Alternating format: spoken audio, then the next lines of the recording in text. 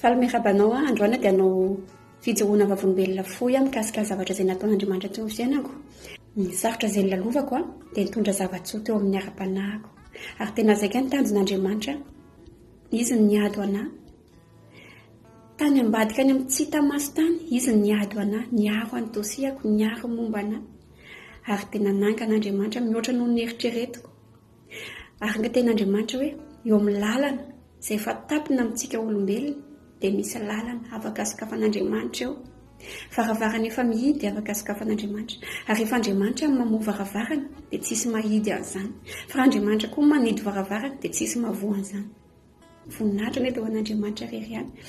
Ny tanjon'Andriamanitra izany rehefa misy zavatra sarotra lalovantsika dia ahatonga antsika olom-bava eo am-pandoliana miresaka amin'Andriamanitra ny vahaolana tsara indrindra. Tsy mpitaraina amin'ny olombelona, tsy miankina amin'ny olombelona, mandany fotoana eo am-pivavahana ny tian'Andriamanitra amintsika. Tsy mihazakazaka mitantara olana any amin'ny olona, fa mihazakazaka mandaza any amin'Andriamanitra. Ary tsika mila bilaindeha tsara, ohatran'ny hoe miara-mila andeha hiady isan'andro tsika, hiady amin'ny fanahy maloto isan'andro. Mila mampivavaka tsara tsika, vonina hiatrika foana izay zavatra miseho isan'andro, mba handeharaka ny sitrapon'Andriamanitra, mba ny tenin'Andriamanitra ny mitoetra betsaka ao anatintsika, dia ahafahantsika manohatra ny Satana, manohatra ny ady rehetra izay miseho eo amin'ny fiainantsika. Ary mila mangataka fanan'Andriamanitra isan'andro tsika, fa afaka mitentsika fanahy masina, meteza indray ho namako androany. Arakaraka ny hamafin'ny zavatsarotra lalovanao, no mahamafiorina anao, manana finoana vita sedra, ary mba tonga antsika hitombo amin'ny fitiavana. Izany hoe sady mitombo amin'ny vavaka izany tsika, mitombo amin'ny finoana, mitombo amin'ny fitiavana, na dia izay olona tsy tia antsika aza, dia tsy hankahalaintsika. Mitombo amin'ny fitiavana tsika rehefa miaraka amin'Andriamanitra. Eo amin'ny Jeremia 9:20 manao hoe izao mahalala ny hevitra hiverako anareo, dia hevitra hitondra fiadanana fa tsy loza.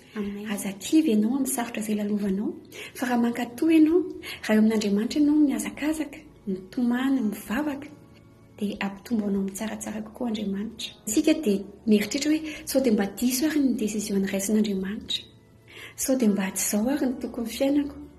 Fa rehefa mankatoy an'Andriamanitra ianao, matokia anazy ianao, mandany fotoana am-pivavahana, fa tsy hitondranao amin'ny kizo Andriamanitra, hitarika anao amin'ny tsaratsara kokoa izy. Na dia verinao hoe sarotra ny zavatra lalovanao, Andriamanitra mahalala ny hevitra hiverana anao. Hitondranao amin'ny tsaratsara kokoa Andriamanitra na amin'ny ara-nofo na amin'ny ara-panahy. Na ny volondohantsika aza dia voisan'Andriamanitra. Ka dia mampahery anao tsy ahozongozona ny finoantsika ny zavatra sarotra izay lalovantsika. Lazao amin'Andriamanitra tompo tsy mampiontsina fitiavako anao koa izany Andriamanitra. Mandany fotoana am-pivavahana. Aoka izy connecté amin'Andriamanitra foana, ary ny ady atrehanao dia tsy natao hanimbanao, fa natao ahasoa ny ara-panahinao. Izany dia tezara aminao koa hoe tsika dia mila mahay mankasitraka. Na dia misy zavatra sarotra eo amin'ny fiainantsika, dia hafa mihitsy rehefa mankasitraka an'Andriamanitra tsika. Mety tsy ho vitantsika izy, fa andramony rehefa misy zavatra sarotra be lalovanao, dia misaoran'Andriamanitra, mankasitraka Andriamanitra amin'ny zavatra rehetra, mankasitraka ny fitondranao. Tamin'ity taona ity mety hoe nandalo mafy be ianao, amin'ny herintaona mety hoe zavatra surprise be, dia ninona miseho dia matoky an'Andriamanitra ianao, dia ho tonga témoignage lehibe. Afaka hozarainao amin'ny olona mba hampahery ny hafa indray. Ianao indray nizara amin'ny hafa, hampahery ny hafa indray ianao. Hiamafy any ny finoanao, tondranao amin'ny tsaratsara kokoa hatrany any Andriamanitra, dia